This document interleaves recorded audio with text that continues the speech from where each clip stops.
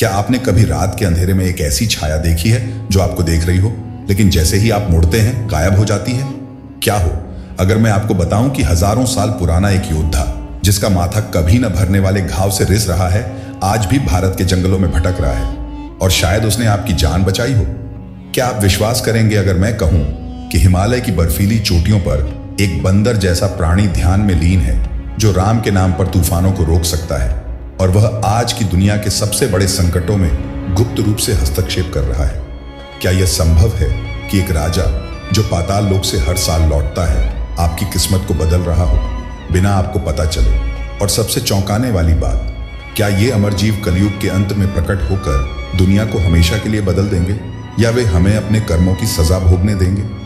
क्या आपने कभी महसूस किया कि कोई अदृश्य हाथ आपको गिरने से बचा रहा है, या कोई सपना आपको चेतावनी दे रहा है? क्या ये संकेत हैं कि अमर प्राणी हमारे बीच हैं, हमें देख रहे हैं, हमें प्रभावित कर रहे हैं? अगर आप इन सवालों से डर गए हैं या उत्सुक हो गए हैं तो रुकिए मत, क्योंकि आज हम खोलने जा रहे हैं हिंदू मान्यताओं के सबसे गहरे रहस्य, चिरंजीवियों की दुनिया। ये वे अमर जीव हैं जो मौत को ठुकरा चुके हैं और आज भी पृथ्वी पर घूम रहे हैं। लेकिन सावधान, ये कहानियां इतनी सस्पेंसफुल हैं कि एक बार शुरू हुई तो आप वीडियो बंद नहीं कर पाएंगे। क्या आप तैयार हैं इस यात्रा के लिए, जहां हर मोड़ पर एक नया शौक इंतजार कर रहा है? दोस्तों, कल्पना कीजिए, एक अंधेरी रात, घने जंगल में एक व्यक्ति भटक रहा है। उसके माथे से खून रिस रहा है, लेकिन वह मर नहीं रहा। वह चीख रहा है, लेकिन कोई नहीं सुनता। यह कोई काल्पनिक कहानी नहीं, यह अश्वत्थामा की सच्ची कहानी है। महाभारत का वह योद्धा जिसे भगवान कृष्ण ने अमर होने का श्राप दिया। लेकिन रुकिए, क्या आप जानते हैं कि 2010 में मध्य प्रदेश के एक गांव में ग्रामीणों ने एक लंबे घायल व्यक्ति को देखा, जो संस्कृत में बड़बड़ा रहा था। रुद्रया नमः।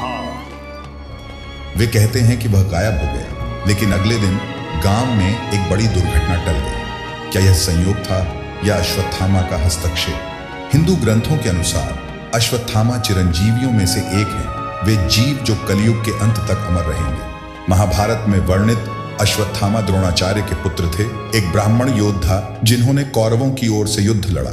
युद्ध के अंत में क्रोध में उन्होंने पांडवों के सोते हुए पुत्रों पर हमला किया और उन्हें मार डाला। इस पाप के लिए श्री कृष्ण ने श्राप दिए, तुम अमर रहोगे, लेकिन तेरा घाव कभी न भरेगा और तू अनंत काल तक पीड़ा में भटकेगा। अब सोचिए, ये श्राप क्यों? क्योंकि अश्वत्थामा को याद दिलाना था कि हिंसा का क्या परिणाम होता है। उनकी गुप्त भूमिका, वे दुनिया के युद्धों और अन्यायों में हस्तक्षेप करते हैं, लेकिन छिपकर। वे खुद को क्यों नहीं दिखाते? क्योंकि श्राप उन्हें मजबूर करता है। प्रकट होना उनके दर्द को बढ़ाएगा और वे मानवों को उनके कर्मों का फल भुगतने देते हैं। लेकिन संकेत, भारत के कई मंदिरों में, जैसे नर्मदा नदी के किनारे, लोग दावा करते हैं कि उन्होंने अश्वत्थामा को देखा। एक लोक कथा है कि द्वितीय विश्व युद्ध में जब बॉम्ब गिर रहे थे, एक अदृश्य शक्ति ने कई लोगों को बचाया। क्या वह अश्वत्थामा थे? यह विचार ही रोंगटे खड़े कर देता है। क्या हो अगर एक राजा जो हजारों साल पहले मर चुका होना चाहिए था, आज भी अपनी प्रजा से मिलने आता हो, लेकिन वह दिखाई नहीं देता, सिर्फ महसूस होता है। यह महाबली की कहानी है, एक असुर राजा जो इतना धर्मात्मा था कि भगवान विष्णु को वामन अवतार लेना पड़ा। पुराणों में वर्णित महाबली ने 3 लोगों पर विजय प्राप्त की, लेकिन उनका राज्य इतना न्यायपूर्ण था कि कोई भूखा नहीं सोता था। देवताओं को ईर्ष्या हुई और विष्णु ने ब्राह्मण रूप में 3 पग भूमि मांगी। पहले 2 पग में पृथ्वी और आकाश नाप लिया, तीसरे के लिए महाबली ने अपना सिर आगे कर दिया। प्रसन्न होकर विष्णु ने वरदान दिया, तुम अमर रहोगे और हर साल अपनी प्रजा से मिलोगे। केरल में ओणम त्योहार इसी वरदान का प्रतीक है। लोग कहते हैं कि ओणम के दौरान महाबली आते हैं, लेकिन अदृश्य। 2020 में जब कोविड महामारी में केरल सबसे कम प्रभावित हुआ, कई ने कहा कि महाबली की कृपा थी। उनकी गुप्त भूमिका, वे न्यायपूर्ण शासकों को प्रेरित करते हैं गुप्त रूप से। क्यों नहीं प्रकट होते? क्योंकि वरदान उन्हें पाताल लोक में बांधता है, वे केवल सूक्ष्म रूप में आते हैं। संकेत, ओणम के दौरान कई लोग सपनों में महाबली को देखते हैं और अगले दिन उनकी किस्मत बदल जाती है। यह अश्वत्थामा से कैसे जुड़ता है? दोनों योद्धा हैं, एक श्राप से, दूसरा वरदान से अमर, और दोनों धर्म की रक्षा करते हैं। लेकिन इंतजार कीजिए, अगला चिरंजीवी और भी रहस्यमयी है, जो ज्ञान की दुनिया से आता है। कल्पना कीजिए, एक ऋषि जो वेदों को लिख रहा है, लेकिन वह आज भी किताबों में छिपा हुआ है, आपको प्रेरित कर रहा है।